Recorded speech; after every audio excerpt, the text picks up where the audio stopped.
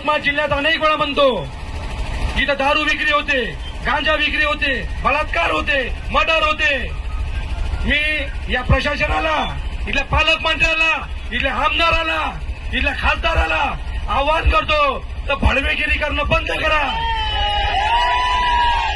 आणि आपल्या कार्यकर्त्याचे काळे धंदे चालवण्यासाठी या पोलीस प्रशासनाला कधी फोन करू देऊ नका.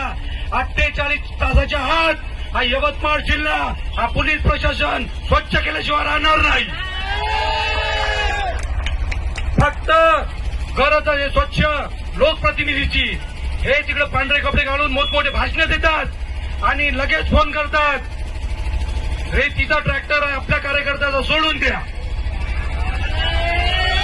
बंदूक सापडली सोडून द्या, गुंडे झाले या फायरमन नाव टाकून देऊ नका. बिचारे पोलीसवाल्यांना नोकरी करावं लागते, ते काय करणार आहे? कोण आहे त्यांच्या पाठीशी?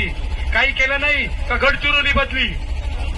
त्यामुळं सर्व यवतमाळकर जागरूक जनतेने विचार करायला पाहिजे की आज या आपल्या मोर्चाला ज्या प्रशासनाची साथ दिलेली आहे की नुसती साथ दिली नाही आहे, कायद्याच्या चौकटीत पासून आपल्या सर्वसामान्यांना साथ दिलेली आहे. या मोर्चामध्ये अनेक मान्यवर, अनेक संघटना, अनेक पक्ष सहभागी झालेले आहे. ऊन फार जास्त झालेले आहे. सर्वांनी 5-5 मिनिटांमध्ये आपलं मनोगत व्यक्त करावं आणि या भडव्या मोदी शासनाच्या विरोधात निषेध व्यक्त करावा असं मी तुम्हाला आवाहन करतो. सर्वप्रथम आमची बहीण प्रबोधिनीताई ठाकरे रामटेके आपल्याला संबोधित करेल अशी मी त्यांना विनंती करतो. प्रबोधिनीताई रामटेके.